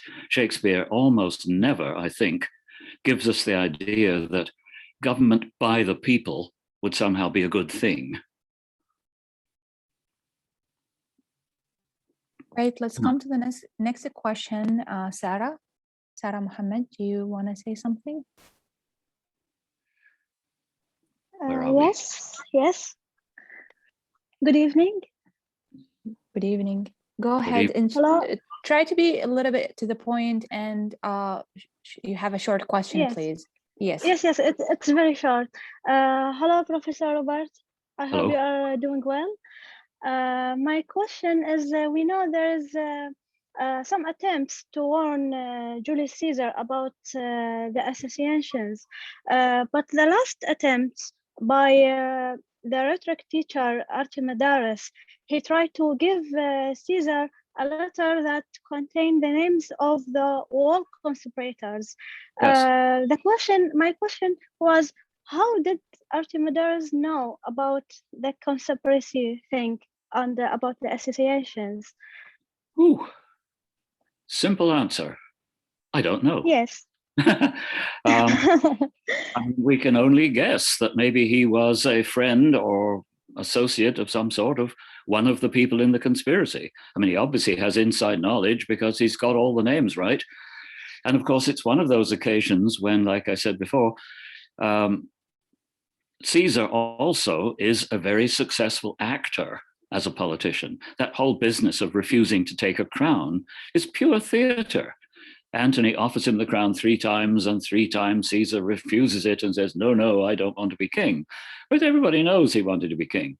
So when Artemidaris presents that sort of petition and says, read mine first, because it directly affects you, Caesar, and Caesar says, the last one that I will read is the one that affects me. So he's pretending to be modest and humble, and I'm not interested in my own welfare. And so it's an interesting dramatic moment. If you didn't know the story of the play, you might think, oh my God, Artemidaris is going to reveal everything, and Caesar will arrest Brutus and Cassius and all the rest of them, and I don't know what will happen. Now, it didn't happen, and it couldn't happen. It couldn't happen in the play because it didn't happen in history. Shakespeare never really changes the course of history, or even changes the outcome of the stories that he borrows. One major example, the way he does, actually, is in King Lear. There was an early production of King Lear around about 1590, and it still exists, so we know what it was like. There may have been an earlier production of Hamlet, but the copy is lost, so we don't know what that early play was like. But we do know the play about King Lear, which Shakespeare rewrote to make his own play, and he made huge changes. But you can't really change history. You could not write a play in which Julius Caesar is not killed, or in which Artemidaris. Can we keep going? I don't know what the time is. Go as long as you like, because I'm free all day. It's only morning. Yes, so we have a question from, I think, Ali Badr. Are you still there? Yes, I'm here. Can you hear me? I can. Yes, thank you so much for your time and effort. I just have one simple question. In all the chaos of Julius Caesar, was there a voice of reason? And if so, who was that? Thank you. Who do you think? I didn't know. I don't know. I'm sorry. That's why I asked you. Okay, well, how about Cassius? I mean, he's certainly the voice of reason when he says you've got to kill Antony too, or Antony will be a dangerous opponent. He's certainly the voice of reason when he says to Brutus, don't let Antony speak at the funeral, you will regret it. He's even more, again, the voice of reason before the Battle of Philippi, when they disagree about their tactics in the battle. And Brutus says, Cassius says we should keep our troops up on the hills around Philippi. We should not go and attack Antony and Octavius. We should wait for them to attack us. And Brutus says, no, I have a better argument, and says we should go down and attack them because our power is at its height and we can only get weaker if we don't attack now. Now, I mean, you no way of knowing whether that's true or not, but in a way, Cassius is the most reasonable person. And remember what Caesar says about Cassius. I'm sure you do. Let me have men about me that are fat. Young Cassius has a lean and hungry look. He reads much. Such men are not to be trusted. That Caesar does not trust people who think and read and argue and ruminate on things. Would that work? Could Cassius be the voice of reason? Now I am 100% convinced. Thank you so much. Well, now you should go back and try and find somebody else. Never be 100% convinced. Always think yes, but. My teacher at university, a man called F.R. Leavis, who was in his time quite a famous critic, he used to say that when we're talking about literature together, the conversation could go like this. I say to you, this is true, isn't it? And you say to me, yes, but. And then you come back with another reply. And I say to you, yes, I see your point of view, but. So if I say to you, Cassius is the voice of reason, isn't he? And you say, yes, I can see why you would say that, but what about, well, I don't know. I can't actually think of anybody. Portia is fairly reasonable, isn't she? Portia, who tries to persuade Brutus not to be involved in whatever he's doing. Brutus never actually tells her. But anyway, let's have another question. Time's passing. So it's a debatable, right? Yeah. So there's a lot of debate about which one of them is the reasonable. So we have a question from Dr. Amr Al-Azraqi in the chat box. He said, would familiarity to theater as a stage help understand plays like Julius Caesar, or was it meant to be read as a literary play? How important to be familiar with the stage in understanding plays like the one in a question? Oh, good. Well, quite important, because the plays were first of all written to be performed. They were then published and printed, some of them. Some of Shakespeare's plays were printed in his lifetime and quite quickly, and were obviously read because they were published in cheap, simple editions, which people could buy and read for themselves. Half of Shakespeare's plays, roughly, including Julius Caesar, were not published in his lifetime, but were all put together in the great complete works published in the year 1623, known as the First Folio. So they were certainly expected to be read. There's an interesting story about Hamlet, that the first printed version of Hamlet it looks as though it was dictated from memory by the actor who played the role of Marcellus. And you think, how on earth do they know that? Well, because when you get later printed versions of Hamlet, the text of the lines of the character Marcellus are more or less the same as later editions. All the rest is slightly wrong. And it looks as though the actor playing Marcellus immediately went around to the publishing company, or the printing house as it was called, and said, I've got this new play. Here, I've got it in my memory. I'll recite it to you, you write it down and then print it, and we can sell it for money. But the stage was the important thing. Shakespeare was writing for the stage. He was himself an actor. It's suggested that he may have played the ghost in Hamlet. He was not one of the major actors, it seems. He also acted in other people's plays, including those of Ben Jonson. And some people think he might have played Prospero in The Tempest, so that at the end of that play, when Prospero gives his famous farewell, that maybe that was Shakespeare's sort of retirement party, if you like. But it's always important to learn as much as you can about what the Shakespearean stage looked like. As you probably know, it was what they call a thrust stage. That is, the stage came right out into the audience, and most of the audience stood below the stage and on three sides of it, looking up at the stage. And probably when the characters give soliloquies, that is, when they talk to themselves, they are likely talking directly to the audience who are very close to them. The closest spectators would be only a matter of 3 or 4 feet away, or, you know, well, I can't show you, can I? Of course, when I put my arms away, you can't see them.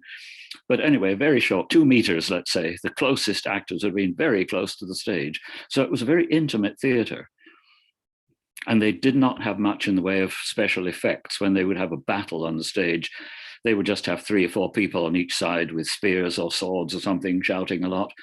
They would have sound effects. They would have trumpets and drums and wind and storms and that kind of thing. But it was all in daylight, so they could not have lighting effects. So when they, in that second act of the play, when they talk about how dreadful the night is and how there are all these ghosts in the streets and how frightening it is, in fact, it was broad daylight because they would have had no artificial lighting in a theater. So the audience is standing in the middle of the afternoon, and the actors on the stage have to pretend that they're frightened in a stormy, dark night. There, one more. Perfect. Thank you, Robert. I have 2 questions. I think one from Fatma and another one from Yasmin. So let's go with Fatma first, and then after that, Yasmin. Yes, Fatma, go ahead. Go ahead. Fatma? Fatma, try to unmute. Oh, yes, you're muted. I see. There you go. Can you hear me?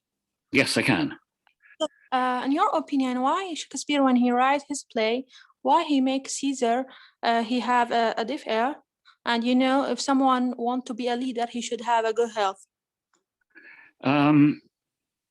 Well, I have a deaf ear myself. I'm wearing hearing aids at the moment. You can't really help that, can you? I believe it was actually true that that Caesar was deaf in one ear. The question perhaps is not so much why Caesar is deaf, but why Shakespeare would make a point of mentioning it. Why bring it up? It's such a small thing, totally unnecessary. You could leave it out of the play and nobody would think, hello, there's something missing here. But Shakespeare goes to the trouble of having Caesar say to somebody, stand on my other side because I'm deaf in that ear.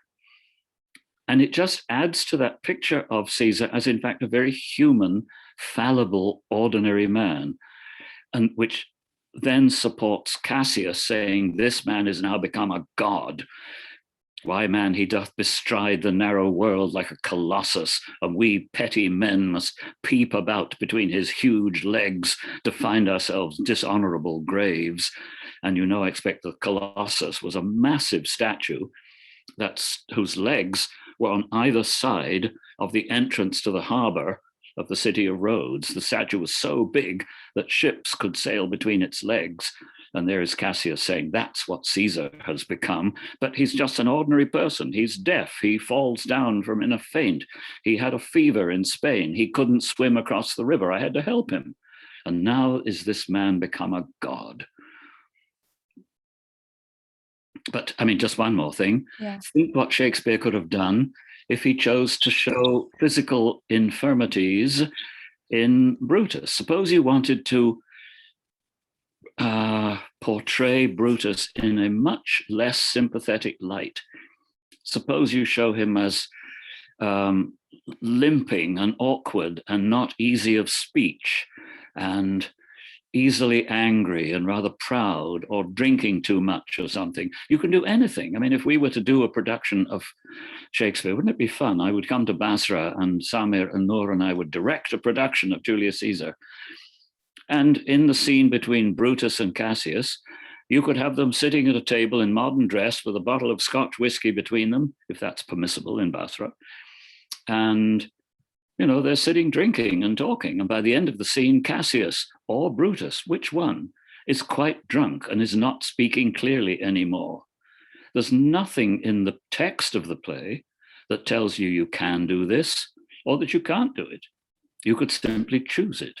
I've seen a production of Hamlet in which Gertrude, the queen, is clearly an alcoholic. She drinks far too much. In every single scene, she's more or less drunk. Now, that may mean that she's very unhappy in her life and very guilty about what she has done in marrying the guy who killed her husband. Does she know that Claudius killed her husband? Don't know. But you see what I mean? A production can make so many new choices to change the way in which the audience is going to feel sympathy or the opposite, antipathy. We could make Julius Caesar look much better and Brutus look much worse if we wanted. Great, thank you for this answer. Thank you for the question. And Yasmin, go ahead, and then after that, Ali Qasim. Yes, Yasmin. Good evening, sir. Hello. Sir, what do you think happened to Caesar's wife, Calpurnia, after her husband died? Why did Shakespeare not make clear her existence after that? What do you think about this? Now that is interesting, because there is no reason why he could put Calpurnia in or not put her in. I mean, I like to think sometimes of Shakespeare being halfway through writing these plays. I think it's really nice to imagine that he was an ordinary man who wrote plays, and he probably had to write them quite quickly. Have you ever seen the film Shakespeare in Love? It's not very true to what Shakespeare was like, but it's a beautiful film. But anyway, if you think of Shakespeare sitting at his desk and he's got the book of Plutarch, the Roman historian who wrote the lives of the Romans and Greeks. So that's his main source, and he's checking that to see what to write. And he's thinking, now, shall I put in a scene where we see how Calpurnia is told about Caesar's death, and how does she behave? Does she go crazy and tear her hair out, or does she say, well, I'm glad he's gone. I actually hated him anyway, and I think he knew he was going to become king. And maybe Shakespeare started to write it a bit, and he writes the name Calpurnia on his paper and starts writing a line. And then he thinks, no, it wouldn't work. It's not, at this point in the play, I don't need that scene. It would only distract the audience and distract me, the writer, from from the way the action of the play is moving forward. So, I mean, I have no good answer. I can only say, well, he decided not to, but we always remember that he could have done if he wanted, because it doesn't change the plot. If you change the plot to the point where Caesar is not assassinated, well, you've got a different play. You can write a new play if you want, but it's not Shakespeare's play anymore. But the question of whether you put Calpurnia showing her reaction to her husband's death, you can do it or not do it. One play that's really important, if you can ever read Antony and Cleopatra, to show the way in which Shakespeare shows us the good sides and the bad sides of Antony and of Cleopatra. He's always interested in the living humanity of his characters. As I said, Macbeth may be the worst of all his characters, a monstrous, cruel, tyrannical, murdering, usurping king. But Shakespeare allows us to see some humanity in him. I've sometimes wondered about Macbeth, if he's a little bit like what Hitler may have been like at the very, very end of the war, when Hitler is underground in the bunker in Berlin and the Russian army is about 1 kilometer away, and the rocket bombs are falling on the ground above Hitler's head. And he's thinking, what did I do this for? It's for nothing. It's all come to nothing. And I don't ever say that we should be sympathetic to Hitler. But if Shakespeare wrote a play about Hitler, he'd probably give us a moment to see that Hitler too was suddenly a lonely, defeated loser for whom everything has come down crashing in flames after only 13 years. Hitler wasn't in power for very long. So anyway, don't know where I got to that. Sorry. So Ali, you still here? Ali Qasim? Yeah. So let's come to our final question with Ali Qasim. Our final question for this session. Doctor. Yes. Hello, forgive me if I've taken too long in my answers. And no, it's okay. It's quite okay. Good evening, anyone. Right. The question is there such a thing that justify what Brutus would say an honorable crime? I mean, is it right, especially in Julius Caesar, is it right to kill in order to prevent something from happening? Well, I think that's the big question that the play leaves us to think about. And certainly the production in Central Park in New York, where a figure looking like Trump was killed, did ask the audience, is this what you really want? And maybe a production, I won't say a correct production, because I insist there is no such thing, but maybe a valuable and interesting production of Julius Caesar will be the one that leaves the audience arguing with each other at the end. I did a production once which shows somebody being tortured because he may have knowledge of a bombing atrocity which is going to happen. And the play seems to ask the question, if you have captured a man who may be about to bomb a children's school, would it be right to torture that person to get the information about what he's going to do? And I think it's a very difficult question. And my play didn't answer it at all, but I know, because I went out with them after the play was shown, that people in the audience disagreed as to whether the play supported the idea of torture for an extreme case like that, or made the idea of torture seem absolutely forbidden in any circumstances. And surely it's more interesting to leave the audience discussing with each other than leave them getting the message, you know?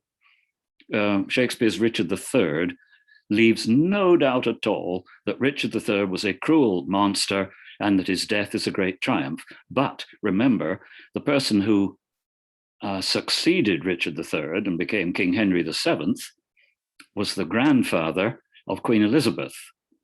So any play about Richard III is going to make Richard III look really bad and make the next Henry VII look pretty good. You sure we don't have time for one or two more questions? I've talked far too much, too long. Thank you, Doctor, for the wonderful information. Let me say, if I can just have one more minute, I really have enjoyed this opportunity. I wish I could be there. As I said right at the beginning, I spent a whole year, nearly a year, in Iraq. Those of you who know Baghdad, as I expect some of you do, I lived in a residence on Sa'adun Street between Sa'adun and Abu Nawas. And while I was there was the coup, the revolution against Abdul Karim Qasim. And we sat on the roof and watched the tanks in the streets and the dive bombers attacking the Ministry of Defense. And it was tremendously exciting, you can imagine. And Amir, if you're there somewhere, I'd love to be able to come to Basra with you and maybe to meet you all, but I fear it won't happen because in 1 month I will be 80 years old and I don't think I can travel to Iraq again. No, I wish to see you, really. Well, we'll have to meet somewhere else. You'll have to come here to Canada. Oh, sorry for that. I wonder if you have some minutes for short answers for more 1 or 2 questions. Is that okay? I have all the time you need. Okay, so if we go to Mustafa Qais. Yes, Doctor. Yes, go on, Mustafa. There, I see you. Yes, Doctor, how are you, Professor? Can we look to the play from another perspective? Maybe it was really centered about the people, not about Caesar, Brutus, or Cassius, because it starts with the words of Flavius, he criticizing the people, and then Morales says criticizing the people and told them they are stones and senseless things. Also, when Brutus says that I fear the people might choose Caesar for their king, and Yes. in scene 3, when the speech of Brutus and Antony, the people were there also. So maybe Shakespeare shows the people as passive to make them move in real life after he shows the play. As you say that, I wonder, how would the audience in Shakespeare's own theatre in 1599, how would they have responded to the portrayal of the Roman crowd as being violent and angry and easily influenced and wanting to choose someone for their king? Would they have felt that they were somehow being reflected in this scene, or would they have thought, well, that's what they were like in Rome, but we, the people in London, are not like that? I'd never thought of that before.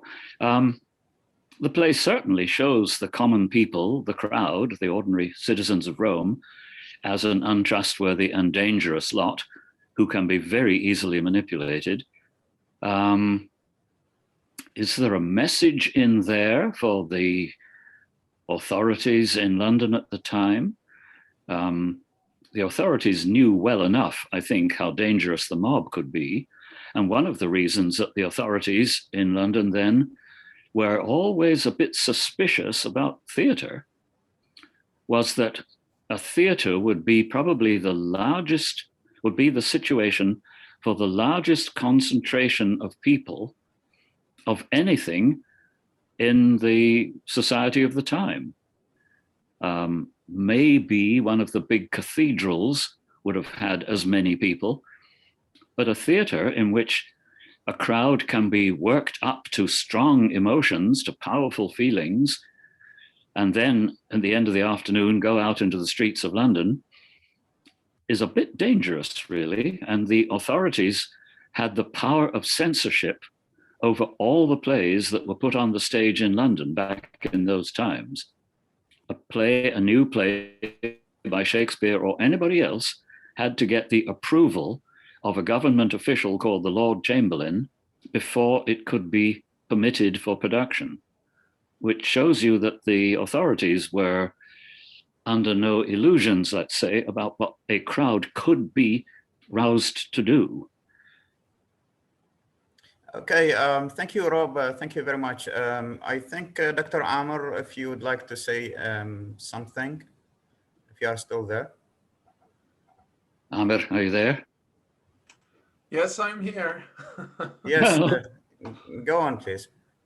All right. So, Rob, I just want to reiterate my thanks and appreciation for having you today. And again, you've been my mentor and my godfather, I would say, all these years. But I have a question that I also posted on the chat room. And I know I asked this before, but I think there is an interest from students who want to learn your opinion about it. There are a few scholars who believe that Shakespeare did not write his plays. Would that belief influence how we view those plays? I was wondering if someone would ask that. I didn't think it would be you, Amr. As you may know, there is quite a strong current of opinion that says that the man called Shakespeare, or as they sometimes say, the man from Stratford, could not have been really the author of those plays, because what little we know, and we don't know very much about the man from Stratford, he does not seem to have had all that much of an education. He was son of a man who worked in leather, particularly who made gloves. So he was an ordinary common person. He came from a small town away from London. And people have argued that he couldn't possibly have known enough or have been familiar enough with the courts and with the behavior of the aristocrats. He couldn't have known all the history that he did. So somebody else must have written the plays and used the name of William Shakespeare, who we do know was an actor, really did exist, in order to conceal his identity. And they say currently the candidate for this is a man called the Earl of Oxford. And we in the Department of Theatre at York, who Amir will know, there's a doctor, oh God, what's his name? Amir, what's our colleague? Is it Don Rubin? Don Rubin, of course, my mind went blank. Yes, we have our colleague Don Rubin, who very strongly believes that the Earl of Oxford wrote Shakespeare's plays, and he has meetings to discuss it and writes articles about it. There are some difficulties with this argument, and one is that the Earl of Oxford died in 1604, and Shakespeare's plays continued to appear on the stage until 1611. And so you have to say, well, the Earl of Oxford not only wrote all these plays, but he wrote them even faster than Shakespeare did, or he wrote them much earlier. And that's difficult too, because there are references in some of the plays to contemporary events.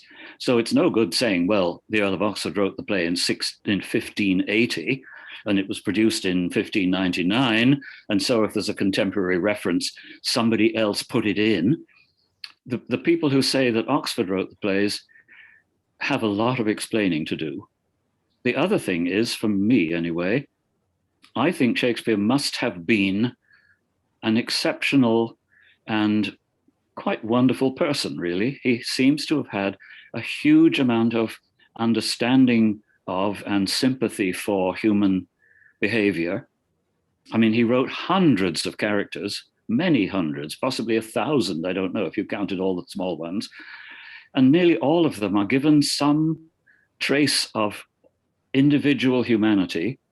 And the main characters, the protagonists, are given a huge and complex humanity. Also, the plays are full of sympathy for human weakness and human suffering. And the Earl of Oxford, who was quite well known, and he was a real person and quite a lot known about him, seems to have been a very unpleasant and ambitious and really unlikable man. What is known about the Earl of Oxford makes it very difficult for me to believe that he could have had the human sympathy that appears in Shakespeare's plays. So I'm very much on Shakespeare's side. And people say it doesn't matter. It doesn't matter who wrote the plays, there they are. We just read them as they are. It does matter to me somehow, because although we don't know much about Shakespeare, and even the pictures of him, the famous portraits of Shakespeare, especially the so-called Chandos portrait, we don't really know if it's a picture of Shakespeare or not. But I have an idea of him, which of course I've derived from the plays, which I've been reading since I was 10. The first Shakespeare play I ever read was actually Julius Caesar, and I read it when I was 10. Don't know whether I understood much of it, and I got to read the part of Cassius, so I've always felt quite fond of Cassius ever since. But forget where I was going there. Doesn't matter. Anyway, yes, I have an idea of Shakespeare, and I would be very sorry to think that, in fact, the plays were written by this rotten guy called the Earl of Oxford. Thank you, Rob. Okay, so we are coming to an end of this quite exciting and wonderful lecture and talk by Dr. Robert Fothergill. Thank you very much, Rob, for this exciting talk, and thank you, Noor, for convening the meeting. Thanks. Summer, is it possible to ask Rob one last question? Yes, if he's okay with me. I have no problem. Okay. So, Rob, this is a question for you, and I'm sure many students would want to learn about this. But in one sentence, how would you describe the impact of Shakespeare on you? In one sentence? Yeah. Amir, you know I can never say anything in one sentence. I speak in paragraphs, not in sentences. The influence of Shakespeare on me, it's huge, actually. I have a tremendous amount of Shakespeare's language in my head. I'm always quoting Shakespeare. my family gets annoyed when something reminds me of Shakespeare and I have to come out with a quoted line, you know. It used to seem clever to know Shakespeare, but now it doesn't, because Google will tell us everything we need to know. Shakespeare, I think, has shaped my own idea about drama. I write plays, a few. I think in some way that I wouldn't want to make too solemn and serious. Shakespeare can shape our understanding of the world, our understanding of people. And if anything, it's that idea of the complexity of humanity. Now that sounds very solemn and sacred, and mostly I enjoy the plays as good drama. Try and find other productions on video if you can of Julius Caesar, because the one which I believe you all watched, the film from 1953, is not very good, I think. They cast Marlon Brando as Antony because Marlon Brando was very famous at the time. He does one very important moment. You may remember almost just, I think, as he's finished that scene of rousing up the crowd into a frenzy, the camera goes in close on Marlon Brando's face and he gives a kind of vicious smile. There's nothing in the script that says, you know, stage direction, Antony gives a vicious smile, but the director chooses to show us an Antony who knows what he's done. He has triumphed already over Brutus and Cassius and driven them from the city. Well, just one last thing.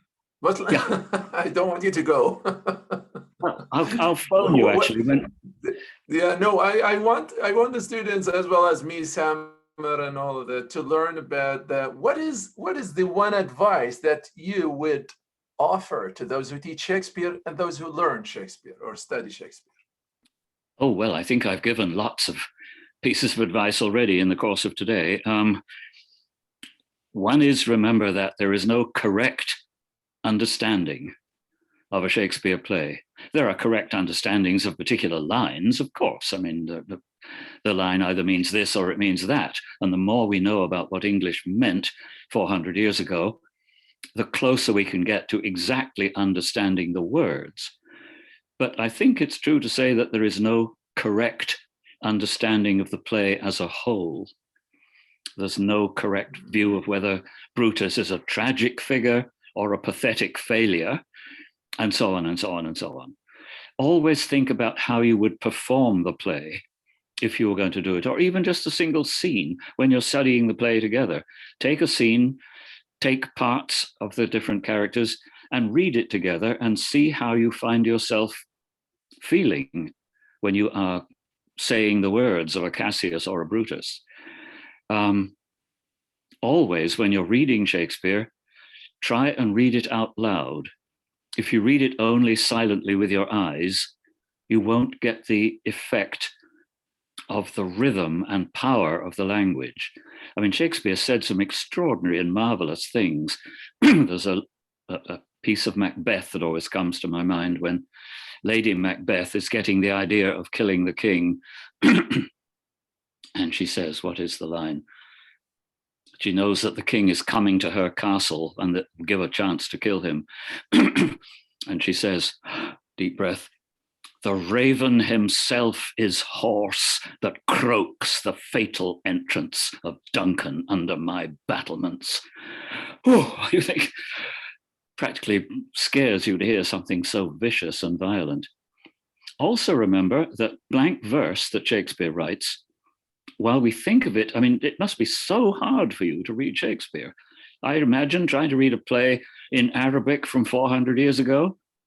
Never in my entire life would that be possible. And here you are reading a play in the 400-year-old language of, of a second language to you. But blank verse is actually not mysterious or complicated. Blank verse is actually quite a normal way to speak in English. If I was in a pub in England or somewhere, a bar where they serve beer, if I said, I'm going to get myself a jug of beer And while I'm there, I'll get a plate of chips. That's blank verse. Not very good blank verse, not very interesting blank verse, but it is. I'm going to get myself a jug of beer. Ba-bum, ba-bum, ba-bum, ba-bum, ba-bum.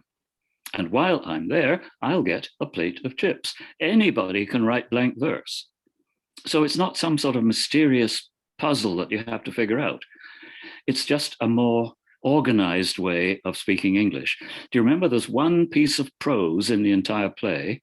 You'll remember what it is, which is Brutus's speech to the people in the public square.